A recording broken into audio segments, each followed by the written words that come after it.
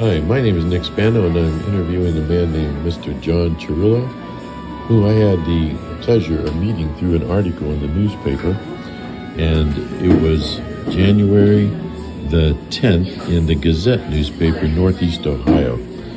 John, tell us just as briefly as you can what your passion is. My current project is it involves Bach and Bach's sacred music, and how his music relates to our faith, and it's so very relevant, especially today, even after almost 300 years. What I'm doing is bringing his music alive in a different way through the use of documentaries with various clergy, and bringing this to people in a educational and devotional setting. John, tell me about the music involved in the current project that you are working on. Well, the current project that we've undertaken is Bach's Mass in G minor. It's BWV 235. It's a missa brevis, which means it doesn't contain all the various parts of the Mass, but it contains what Bach felt at the time was the most important for this piece. The interesting thing about the Mass in G minor and the other missa brevis that Bach wrote is that each movement comes from various cantata that he's written in the past. Now, some musicologists contend that Bach was looking for a permanent place to really house these various movements from these cantata into a piece that was more visible, I guess you could say. And I accept that, but I also think it goes further than that. I think Bach, in his reflections of the scriptures and in his reflections of his faith, chose these various movements to put into the missa brevis as a statement of faith. And I believe this is especially important in the Mass in G minor, and so I have a great interest in that one in particular, and that's the one that I'm currently working on. Tell us a little bit about Bach, religiously, etc. Well, primarily, Bach was a Lutheran. He was the cantor for St. Thomas Cathedral for many years, and however, he was very ecumenical in his approach also, because besides writing many cantata and many motets, specifically for his Lutheran faith, he also wrote music for the Catholic faith.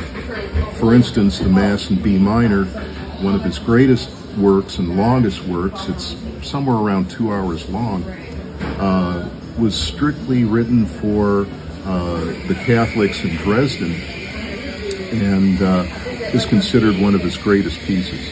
Wow.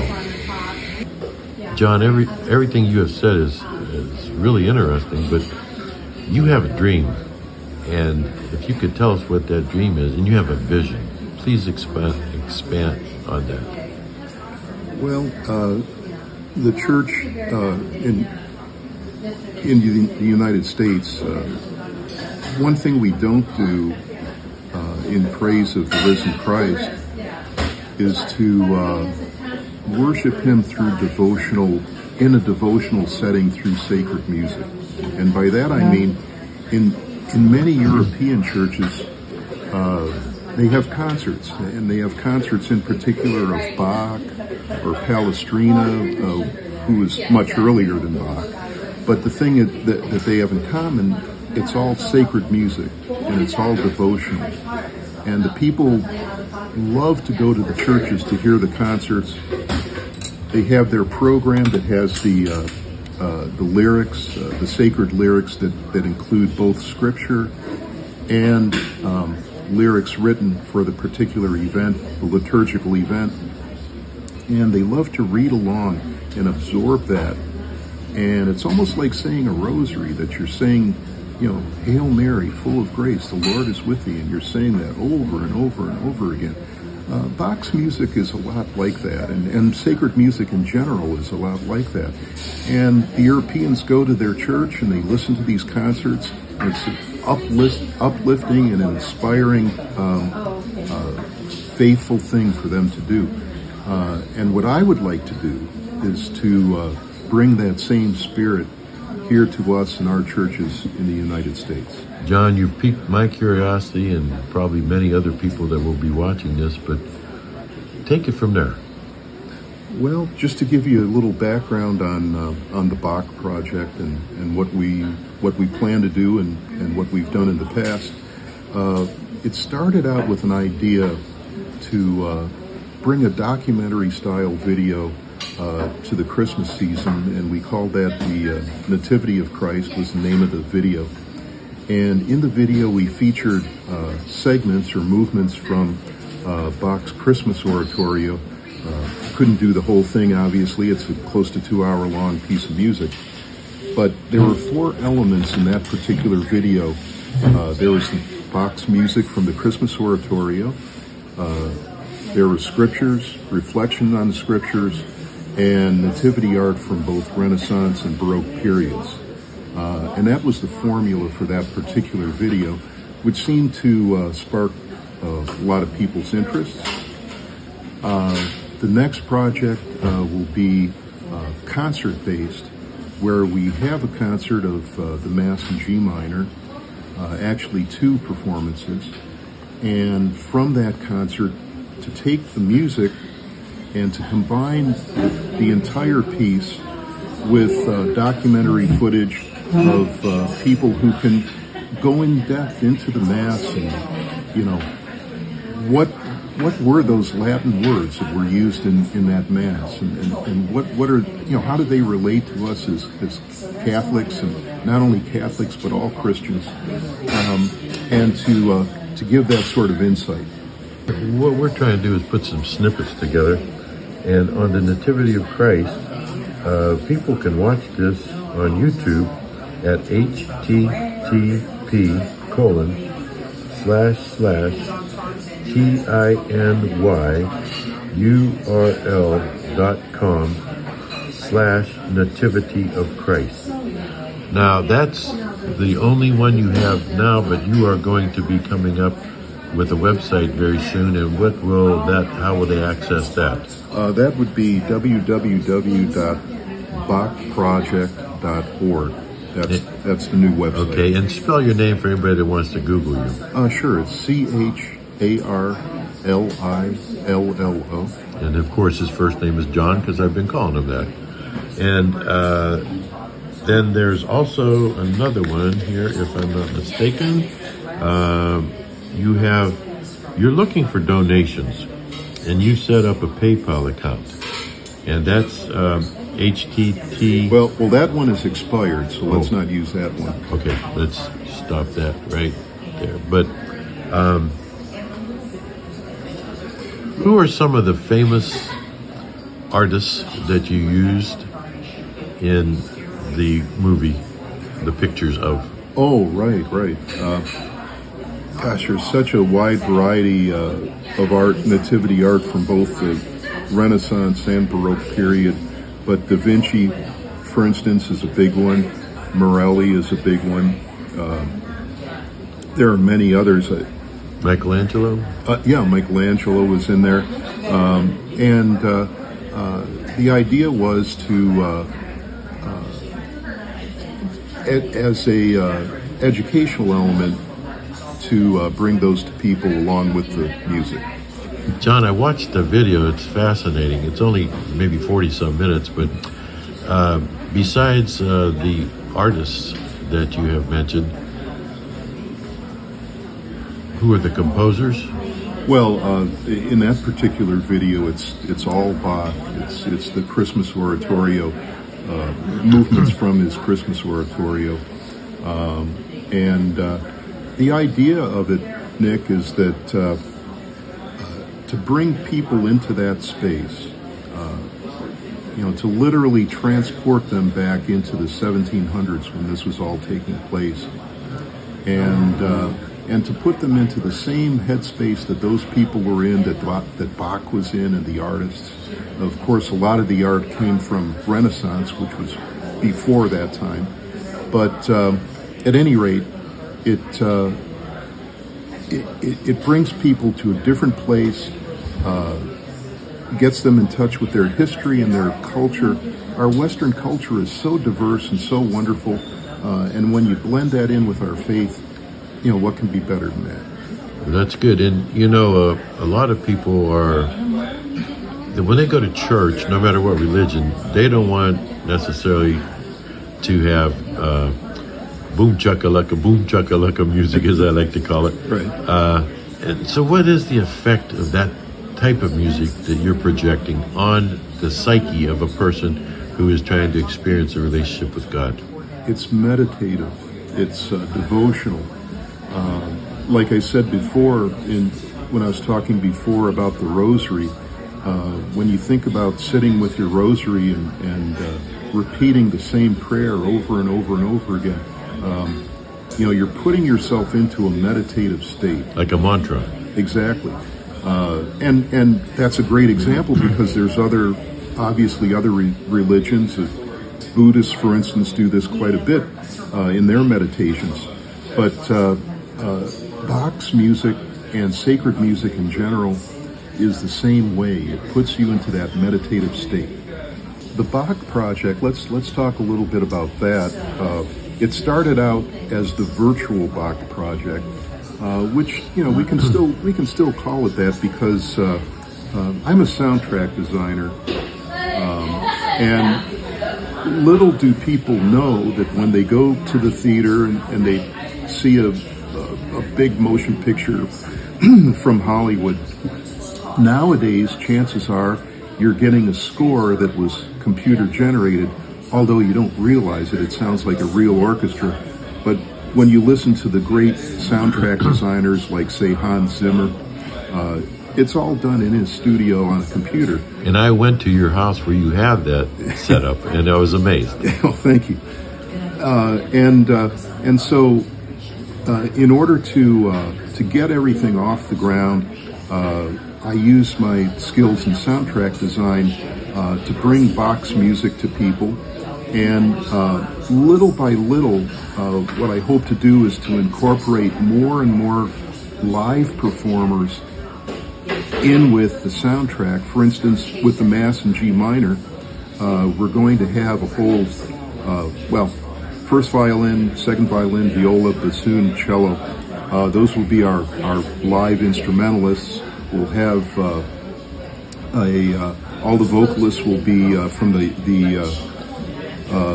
National Opera of Columbia, and so we'll have these wonderful musicians blending in with the soundtrack that I designed.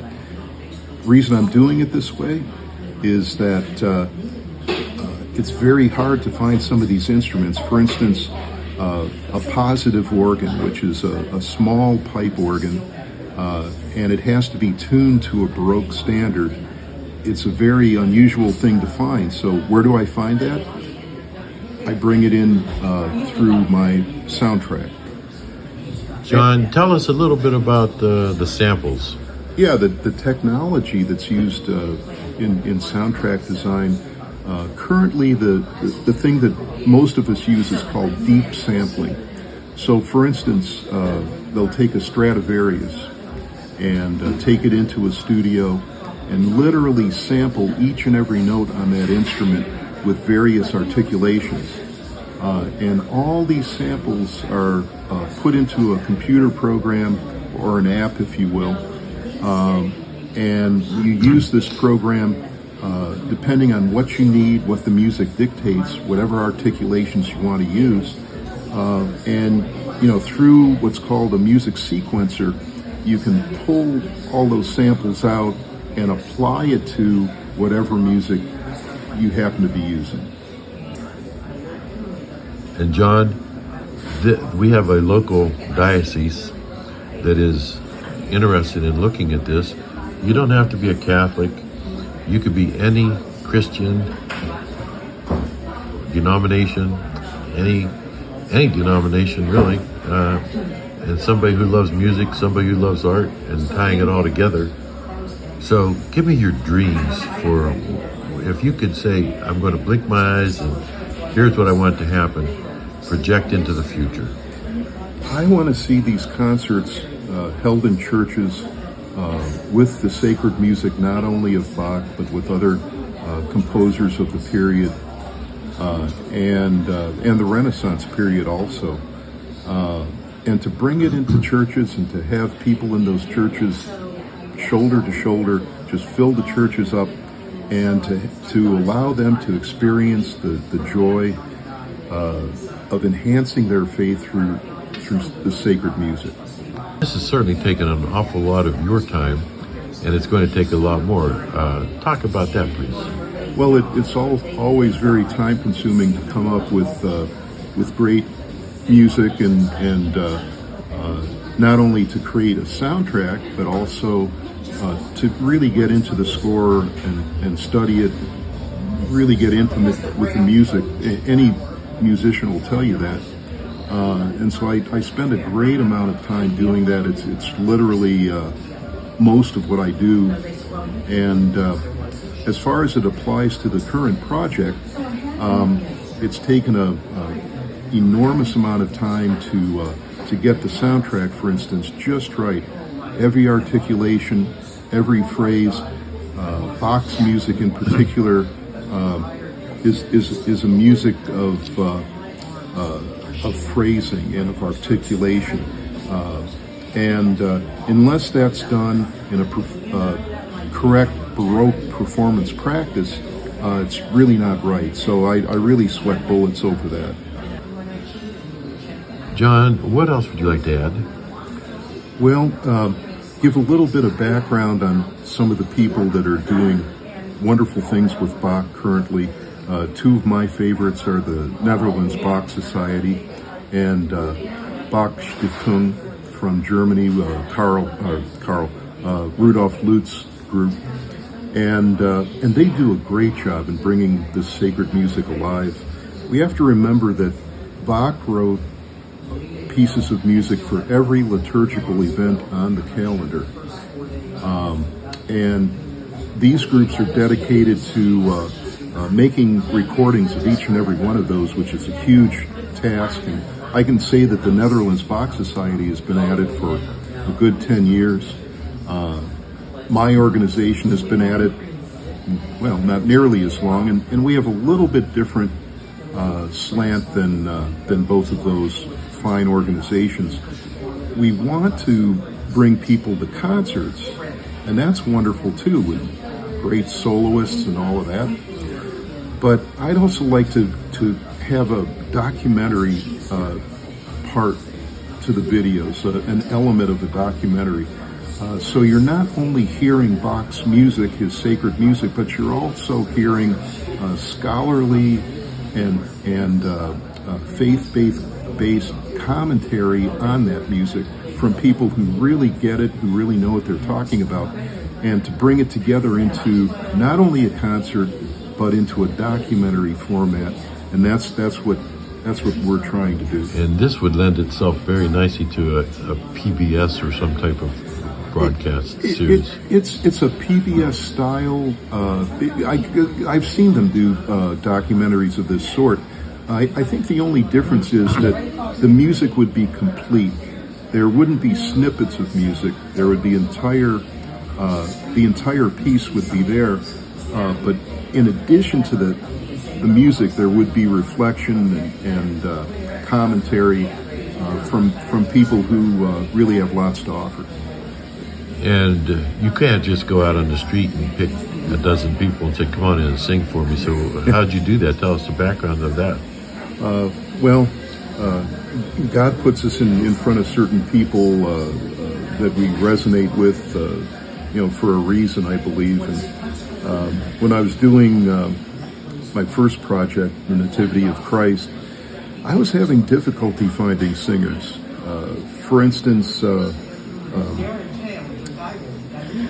singers would say, well, this is just too difficult for me to do, or it's not my style, or what have you. So I was having difficulty with that. And I actually went online. There's several website services that you can use to connect you with musicians and other types of artists. And I said, okay, I'll give this a try. And like I said, God puts you, directs you to other people for a reason. And I met a fellow named Christian Correa Guzman from Colombia. And he sang one of the parts on my Nativity of Christ in Bach's Christmas Oratorio. And he was great. He's a phenomenal tenor.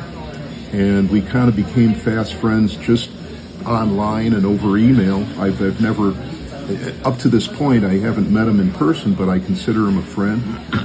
And I called Christian one day and said, you know, I have this idea for Bach's Mass in G minor. What do you think about putting a few of your professional vocalist friends together to sing this? And he said, sure, let's do it. So that's how we got the singers from the National Opera of Colombia involved. John, this has been fascinating, and thank you for talking over all the noise in our little coffee shop. When it's all said and done, somebody stands up to give your eulogy. It's kind of a somber thing. What would they say about you? What would you want them to say about what have you brought to this world? That's a really tough one, Nick. I'll try to address that, but I don't know if I'll do it any justice.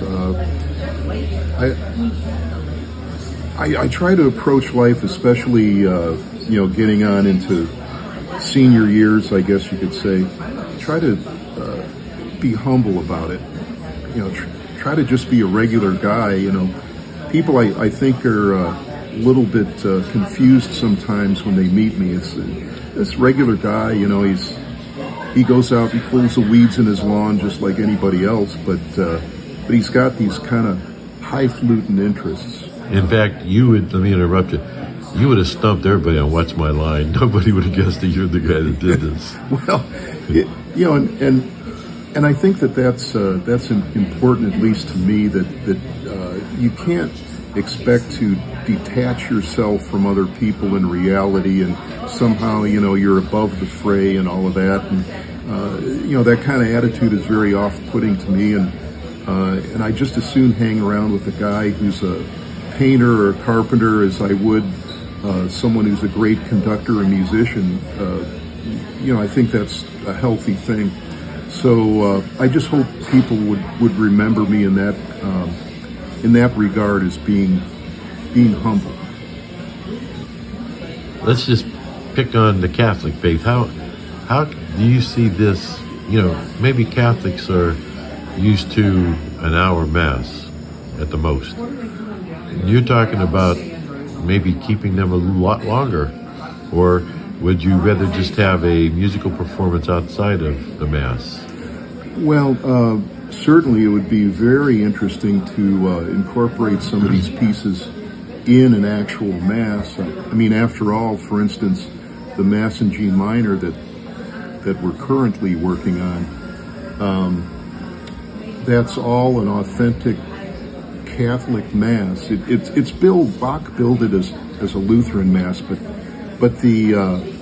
when you look at the lyrics, the Latin lyrics are identical to the actual Catholic Mass. So, wow. So it would be great to celebrate the Mass, and for instance, when we have the Kyrie, you play the Kyrie from the Mass, and so forth and so on. For that matter, to do that with any of the Missa Brevis or even the Mass in B minor, that would be a great thing.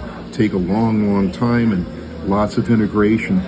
But for the concerts that we're planning currently, it's strictly to play the music piece. So the Mass in G minor by Bach, for instance, it's about 35 minutes, depending on tempos. Just play that, and then after you do the concerts, that's when you get into the making it into a video and doing the documentary sections and so forth. We all know how great God is. If this is a legitimate project, which it is, And if it's something that's going to help a lot of people and inspire them, God is going to get behind it, already has been behind it. And we're hoping that we could get people to back us up, come through and maybe give a nice sum of money. And how would you use that money? Well, let me address this on two different levels, because along with being the music director and doing the music and talking to performers and soloists, I've also been the chief fundraiser, so I wear a lot of hats. But the problem that we face in fundraising, for instance, especially from foundations, is really comes from the idea of Maslow's hierarchy of needs. The need for shelter and security, those are at the base of that pyramid where people, they need their shelter, security, food. That's really essential and basic to everybody. And that's what, that's a great need in our society today. It's people don't have their security, their food, place to live. And that's what a lot of organizations and foundations and people who give to charitable causes, they're really channeling a lot of money to that, as it should be. But as you go up Maslow's hierarchy of needs, you get to the more transcendental, self-actualization being at the top, which is a very small space at the peak of that pyramid. So that's kind of where we are. We're at the peak of that pyramid. For people to try to reach that self-actualization, all their other needs are met. And that's the difficult part in fundraising, because, as I mentioned before, as it should be, a lot of funds are being put into people's more basic needs. But with that said, I believe that it's important for people who are willing to give to those more transcendental aspects also. I've noticed recently that there have been some religious movies that have hit the cinema, and unfortunately what happens is they'll say, well, this theater's going to show it 10 times at this hour, and then nothing happens. You don't get to see it go nationally or whatever. What do you think could happen here? Well, we're starting out small and on very limited budgets. For instance, the Nativity of Christ, the documentary sections were filmed on one of these, and it came out pretty good. I got some insight into this recently from a very unusual source. I happened to be watching a Joe Rogan interview. And the question was asked to Joe Rogan, when did you start making money in doing your podcast? And he talked about that and said, well, it took quite a long time. It took about 5 years. And we started out, Joe said, with my laptop and a buddy of mine, and we sat in front of the laptop and talked, and that was the start of it. And we didn't see any money roll in for our project for really 5 years. And I can relate to that. That really spoke to me that no matter how good your intentions or how good your project is, you have to wait a considerable amount of time. I'm just hoping that the Lord will provide us with a little bit so we can get things going and modestly build this up over time. I don't know how good it is, but Walt Disney, when you look at his life, he went through humiliation of what he was trying to do a lot of times. He went through frustration. He couldn't get the money, and he had this dream that other people couldn't see. And the rest is history, as they say. So you're the religious Walt Disney, if you think about it. And so you are building an empire, perhaps, and it's a tribute to you. You're, I'm going to say, one of the top 5 people I've ever met in my life, and that's why I've taken an interest in this.